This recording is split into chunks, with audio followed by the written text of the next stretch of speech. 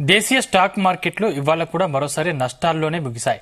BSE Sensex 203.22 పాయింట్లు తగ్గి 75,735 వద్ద ముగిసింది. నిఫ్టీ కూడా 19.75 పాయింట్లు తగ్గి 22,913.15 స్థాయికి చేరింది. బ్యాంక్ నిఫ్టీ 236 పాయింట్లు నష్టపోయి 49,334 పాయింట్ల దగ్గర ముగిసింది. నిఫ్టీ మిడ్ క్యాప్ వద్ద సూచి మాత్రం వీటికి విరుద్ధంగా 637 పాయింట్లు లాభపడి 51,163 పాయింట్లకు పెరిగింది. ఇవల్ల కొందరు ఇన్వెస్టర్లు నష్టపోగా ఎక్కువ మంది మిడ్ క్యాప్, స్మాల్ క్యాప్ ఇన్వెస్టర్లు ప్రాఫిట్లో ముగించారు.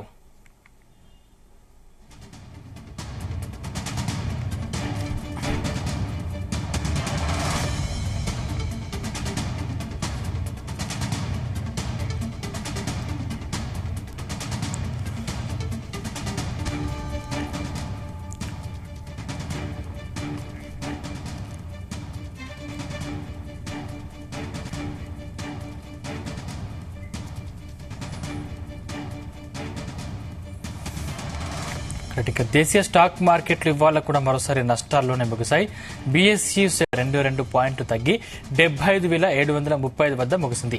నిఫ్టీ కూడా 19.75 పాయింట్లు తగ్గి 22,933.15 స్థాయికి చేరింది. బ్యాంక్ నిఫ్టీ 236 పాయింట్లు నష్టపోయి 49,334 పాయింట్ల దగ్గర ముగిసింది. ఇదే అంశానికి సంబంధించిన మరిన్ని పూర్తి డీటెయిల్స్ ఆ స్టాక్ మార్కెట్ అనలిస్ట్ రేవంత్ మనతో పాటు పంచుకుంటారు. రైట్, రేవంత్ గారు నమస్కారం అండి. నమస్కారం అండి. అంటే ఈసారి కూడా మరొక నష్టాల్లోనే స్టాక్ మార్కెట్ ఉన్నట్టు తెలుస్తుంది. అసలు ఏం జరుగుతుంది, ఇట్లా ఎంత మేర కంటిన్యూ అయ్యే అవకాశం ఉందంటారు? సో రీసెంట్ గా మనకి గత 2 రోజుల నుంచి టారిఫ్ రిలేటెడ్ న్యూస్ అనేది కొద్దిగా ఎక్కువ రావడం అనేది టెన్షన్ గురి చేస్తుందండి. ఫార్మాస్యూటికల్ కంపెనీస్ మీద కూడా దాదాపుగా 25% ట్యాక్స్ వరకు విధిస్తాము అని యుఎస్ ప్రెసిడెంట్ దగ్గర నుంచి కామెంట్ రావడం తోటి నిన్న pharmaceutical and health care segment కొద్దిగా విపరీతమైన ప్రెషర్ ఉండడం వల్ల మనకి మార్కెట్స్ నెగటివ్ లో క్లోజ్ అయ్యాయి. అదే విధంగా మనకి కొంతవరకు కెమికల్స్ వీటన్నిటి మీద కూడా కొంతవరకు ట్యాక్సెస్ పెంచుతామంటున్నారు. సెమీ కండక్టర్స్ మీద కూడా ట్యాక్సెస్ పెంచుతామని అంటున్నారు. ఈ ట్యాక్స్ రిలేటెడ్ టెన్షన్స్ ఉండడం వల్ల మనకి లార్జ్ క్యాప్ సెగ్మెంట్ లో కొంతవరకు ప్రెషర్ అనేది అయితే బిల్డ్ అవుతుంది. కాకపోతే ఇక్కడ మనకి మిడిల్ స్మాల్ క్యాప్ సెగ్మెంట్స్ మాత్రం గత 2 రోజుల నుంచి మంచి రికవరీ ఇచ్చి దాదాపుగా 4 to 5% హైయర్ సైడ్ మూవ్ అవుతే గమనించాము. కాకపోతే ఇది మనకి సస్టైన్ అయ్యే రికవరీ కాకపోవచ్చు అని చెప్పేసి మనకి Ramdev Agarwal, chairman of Motilal Oswal group, ఆయన ఒక క్లియర్ కామెంటరీ చేశారు. సో ఈ రికవరీస్ ఏది కూడా సస్టైన్ అయ్యేది కాబట్టి ఇప్పటికీ కూడా ఇంకా mid and small cap segment fair valuation కి రాలేదు. మరి కొంత పెయిన్ మనం ప్రిపేర్ అయ్యి ఉండాలి అని చెప్పి.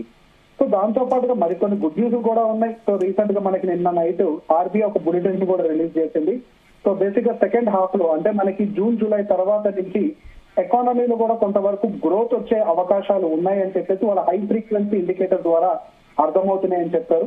సో హై ఫ్రీక్వెన్సీ ఇండికేటర్స్ అంటే ఇక్కడ sales data, airlines data, steel consumption, income data, ఇట్లాంటి వాటి అన్నింటిని బేస్ చేసుకొని సెకండ్ హాఫ్ నుంచి మనకి కొంత బూస్ట్ రావచ్చు. అండ్ అదేవిధంగా రూరల్ డిమాండ్ అనేది ఎక్కువగా ఉండొచ్చు. రూరల్ ఎకానమీ డెవలప్మెంట్ ఎక్కువగా జరుగుతుంది. రూరల్ గ్రోత్ అనేది ఎక్కువగా ఉంటుంది. ఫాలోడ్ బై అర్బన్ గ్రోత్ కూడా రీసెంట్ గా వచ్చిన ట్యాక్స్ రేట్ కట్ వల్ల అయి ఉండొచ్చు, లేకపోతే మనకి ఈ ట్యాక్స్ రివిజన్స్ వల్ల అయి ఉండొచ్చు. వీటి వల్ల కొంతవరకు మనకి పాజిటివ్ అయ్యే అవకాశాలు ఉన్నాయని చెప్పేసి ఆర్బీఐ బులెటిన్ లో కూడా క్లియర్ గా కనిపిస్తుంది. సో ఈ రోజు మనం బ్రాడర్ మార్కెట్ చెక్ చేసినట్లయితే వాళ్ళ దాదాపుగా చాలా ఇండస్ట్రీస్ అంటే బ్రాడర్ మార్కెట్ అంతా పాజిటివ్ గా ఉన్నప్పటికీ కొంత నిఫ్టీ, సెన్సెక్స్ మాత్రమే నెగిటివ్ గా క్లోజ్ అయ్యాయి. దానికి గల కారణం హెచ్డిఎఫ్సి బ్యాంక్ లో ఒక బ్లాక్ డీల్ జరగటం, దాదాపుగా 50 లక్షల షేర్లు చేతులు మారటం వల్ల ఒక ఇమీడియట్ ప్రెషర్ క్రియేట్ అవ్వడం తోటి మనకి ఈ హెవీ వెయిట్ సెల్లింగ్ వల్ల నిఫ్టీ, సెన్సెక్స్ లో కొంత వీక్నెస్ అయితే కనిపిస్తుందండి. బట్ బ్రాడర్ మార్కెట్ అయితే మనకు అంతా కూడా పాజిటివ్ గానే క్లోజ్ అయినట్టుగానే మనం కన్సిడర్ చేయొచ్చు. అంటే ఈ టైంలో ఇన్వెస్టర్లు ఏ స్టాక్ పై ఇన్వెస్ట్ చేసుకుంటే మంచిది అంటారు? ఇప్పుడు ఎక్కువ ఫోకస్ అంతా కూడా కన్సంప్షన్ థీమ్ మీదే పెడుతున్నారండి. సో ప్రభుత్వం ఎటువైపుగా చూస్తుంది అనేది మనకి చాలా ఇంపార్టెంట్. సో మనకి ఇంట్రెస్ట్ రేట్ కట్ల ద్వారా అయి ఉండొచ్చు, లేకపోతే ట్యాక్స్ రివిజన్స్ ద్వారా అయి ఉండొచ్చు. వీటన్నిటి ద్వారా కన్సంప్షన్ థీమ్ ని కొద్దిగా బూస్ట్ చేసే ప్రయత్నం చేస్తున్నారు. పర్టికులర్ గా రూరల్ ఎకానమీ గత 4-5 సంవత్సరాల నుంచి వీక్ గా ఉండటం అనేది వాళ్ళని బాదర్ చేసింది. సో రూరల్ ఎకానమీని బడ్జెట్ ద్వారా కూడా బూస్ట్ చేసే ప్రయత్నం చేస్తున్నట్టుగా మనకు క్లియర్ గా కనిపిస్తుంది. కాబట్టి అండ్ అదే విధంగా ఆర్బీఐ బులెటిన్ లో కూడా రూరల్ ఎకానమిక్ గ్రోత్ అనేది ఎక్కువగా కనిపించే అవకాశాలు ఉన్నాయి. కాబట్టి ఇదంతా కన్సంప్షన్ వైపు గా ఎక్కువ డ్రైవ్ చేసే అవకాశం ఉంటుందండి. అండ్ దాంతో పాటుగా కొంత private banking, non banking financial sector వీటి వరకు కొద్దిగా ఎక్కువ ఫోకస్ చేసే అవకాశాలు ఉండొచ్చు. అంటే ఇంకా మార్కెట్ పడుతుందా లేకపోతే రికవరీ స్టార్ట్ అవుతుంది అనుకోవచ్చా? సో మార్కెట్ లో ఇంకా మనం రికవరీ వస్తుందని ఇప్పుడే అనుకోవడానికి లేదండి. మనం సెకండ్ హాఫ్ వరకు అయితే వెయిట్ చేయాలి. అంటే జూన్ జూలై వరకు కూడా మార్కెట్ లో ఏమైనా టెంపరీ రికవరీస్ వచ్చినా కానీ మళ్ళీ సెల్లింగ్ దగ్గర అవడానికి అవకాశం ఉంటుంది. సో మార్కెట్ లో మరొక 2 క్వార్టర్స్, మార్చ్ లో రాబోతున్నటువంటి ఒక క్వార్టర్లీ రిజల్ట్స్, అదేవిధంగా జూన్ తర్వాత రాబోయేటువంటి ఒక క్వార్టర్లీ రిజల్ట్స్ గమనించిన తర్వాత మార్కెట్ లో ఒక రికవరీ రావచ్చు. కానీ ఇన్ బిట్వీన్ మార్కెట్ లో రికవరీ ఉండడానికి అయితే అవకాశాలు ఎక్కువగా లేవు. ఈ 4-5 నెలల పాటు మాత్రం మార్కెట్ లో వీక్నెస్ కొనసాగే అవకాశాలు ఎక్కువగా ఉన్నాయండి. అంటే స్మాల్ ఈ మిడ్ క్యాప్ సెక్టర్ లాభాలకు కారణాలు ఏంటంటారు? So small and mid cap segments అనేవి అగ్రెసివ్ సెల్లింగ్ కి గురయ్యే దాదాపుగా 20% correction within no time జరగటము, కొంత సపోర్ట్ లెవెల్లోకి ఎంటర్ అవ్వటము. సో సహజంగా ఎప్పుడైతే అంత స్పీడ్ గా ఫాల్ వస్తుందో కొంత సపోర్ట్ లెవెల్స్ లోకి ఎంటర్ అయినప్పుడు అక్కడ కొద్దిగా బయింగ్ ప్రెషర్ ఉండటం వల్ల చిన్న చిన్న రివర్సల్స్ వస్తాయి. దాన్ని మనం పూర్తిగా రికవరీ కింద కన్సిడర్ చేయడానికి మనం పరిగణించలేము. ఎప్పుడైనా మార్కెట్ పైకి వెళ్ళేటప్పుడు 1 సింగిల్ లైన్ లో వెళ్తూ కిందకి వచ్చేటప్పుడు కూడా 1 సింగిల్ లైన్ లో రాదు. మధ్య మధ్యలో చిన్న చిన్న బౌన్సెస్ అనేవి జరుగుతూ ఉంటాయి. ఇప్పుడు వచ్చింది కూడా ఒక బౌన్స్ గానే పరిగణించాలి. కానీ మార్కెట్ రివర్స్ అయిపోయింది, మిడిల్ స్మాల్ క్యాప్ సెగ్మెంట్ ఇక నుంచి బాగుంటుంది అనే విధంగా అయితే కనిపించట్లేదు.